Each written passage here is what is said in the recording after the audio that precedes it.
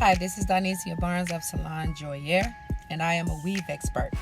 I'm a licensed cosmetologist out of the state of Georgia, and the topic of the day is I took a risk at starting my own business, and I'm glad I did it, and here's why I'm not giving up. So, my background, majority of my background in my life is in IT. I am a gadget girl all the way to my heart. But I've always done hair. I've done hair since I was a kid. I started braiding when I was probably about 10 or 12. And then I started taking it serious around 14 when my mom, she got out of the business and she gave me her clients. And then I continued it while I was in the military as like a little side hustle. But all of my education, like all of my higher learning education, is in information systems, networking, communications, stuff like that. So even though I was good at it, I didn't like it. Like I hated going to work. I'd say majority of that time that I was in the service, and even after I got out of the service, I was a tardy behind. All right, and I just thought I was a late ass. But it turns out I just hated my job. I didn't want to go. So I picked up this book, and after reading this book, it was about how to find the work that you love. And all of the questions, like the little surveys that they give you all through the book, pretty much determined that here is what I needed to be doing. But at the time, I'm like, I can't make no money doing hair.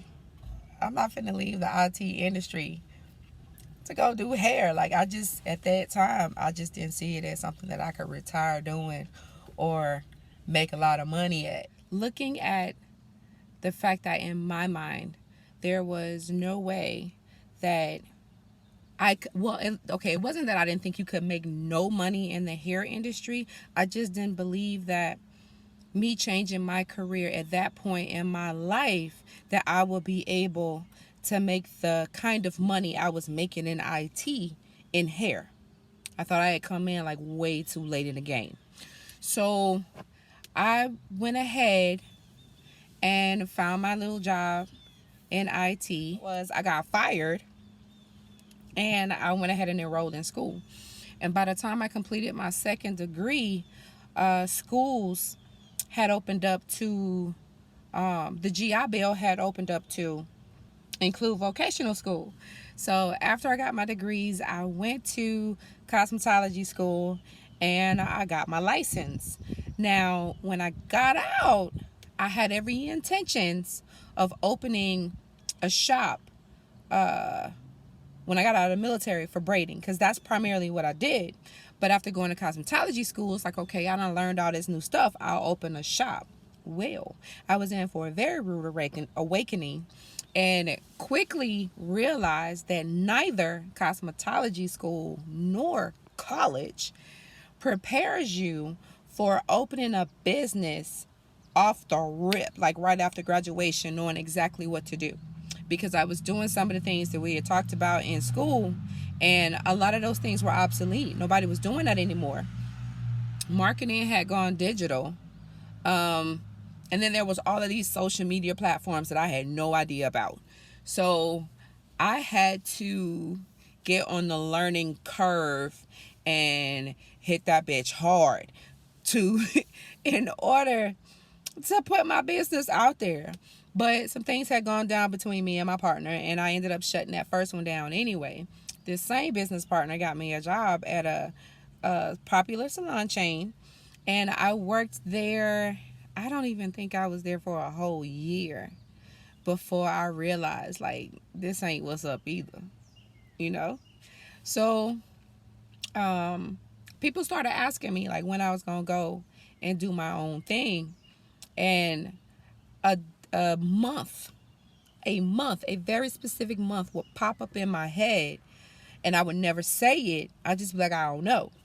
And so eventually I started I figured it had to be God. It had to be some kind of revelation. It had to be a reason why that month kept popping up in my head. So I started telling people I was going to open in that month, not knowing where I was going to open. I hadn't found the location.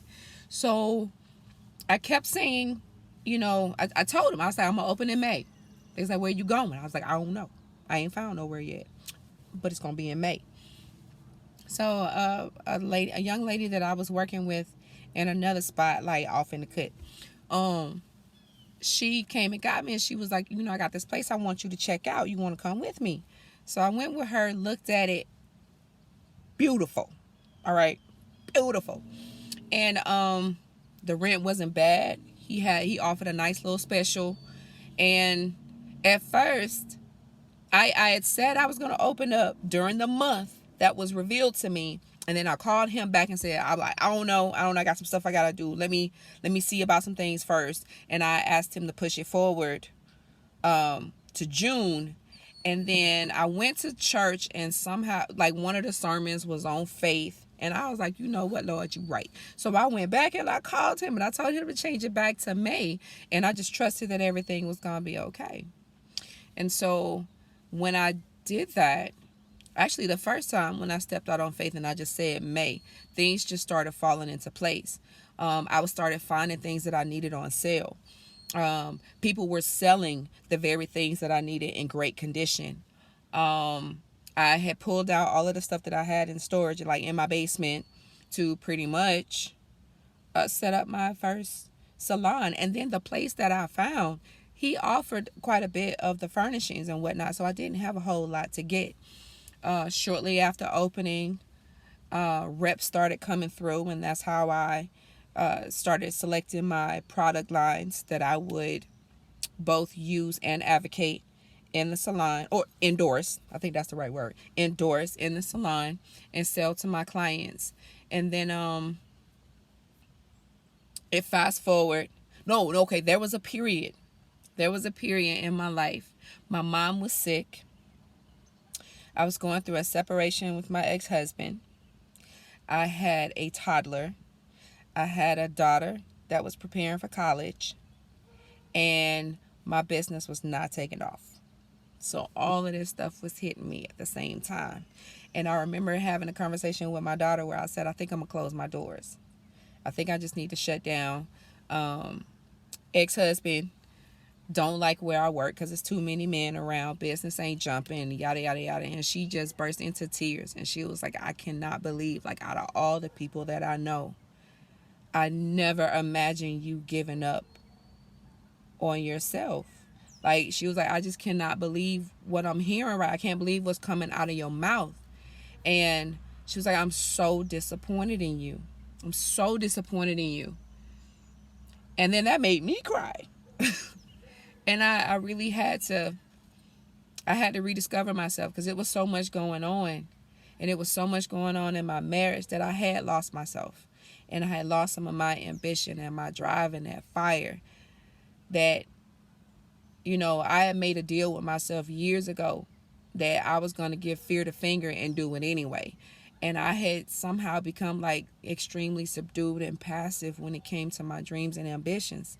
So that my baby, she woke me up. She woke me up and she brought me back. And in that moment, a lot of things changed. I started putting people out of the house. I asked for a divorce.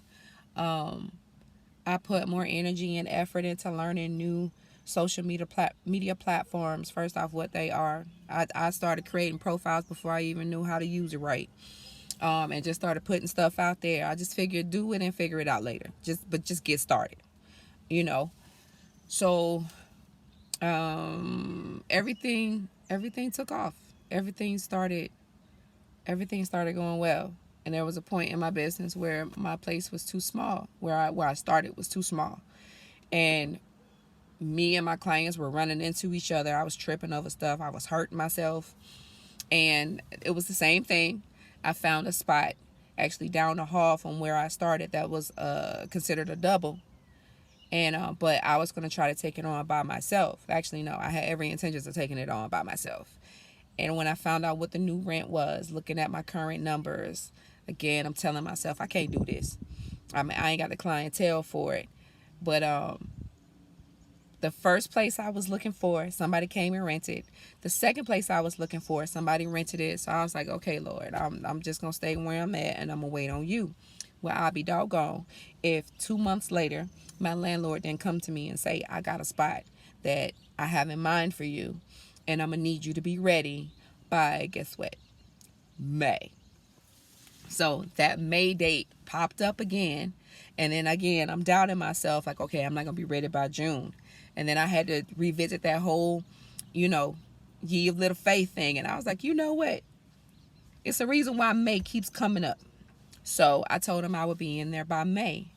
And I spent the next 4 years in that suite. From 2016, actually, well, probably about 4.5. From 2016 to 2019.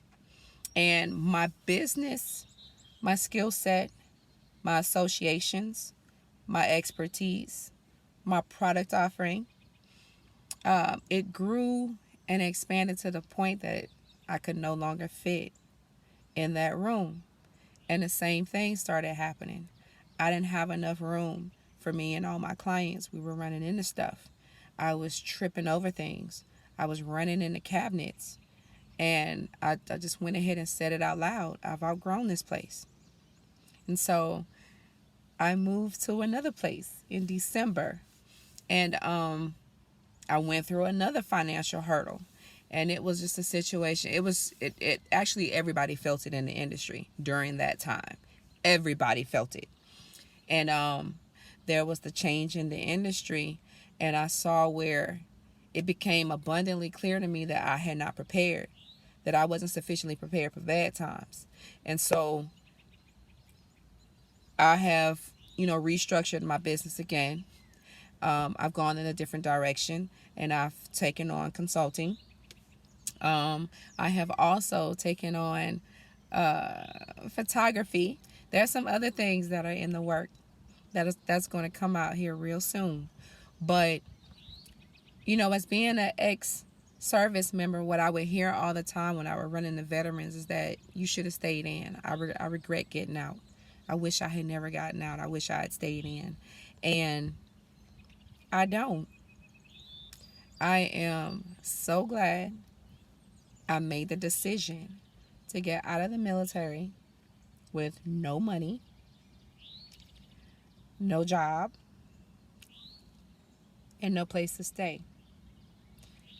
I am so grateful to this day that I wasn't too afraid to take a chance on myself, that I wasn't too afraid to follow my dream, because I've been dreaming about being a stylist and having my own salon since I was a little girl, at a time when I had no idea how I was going to do it, because I didn't grow up in a family with money. They didn't know how I was going to go to college. And I didn't just go to college. I went on to complete 4-degree programs. You know what I'm saying? Some certifications. So I don't have a regret in the world. Even when times get bad, even when times get really, really bad, I don't ever regret my decision.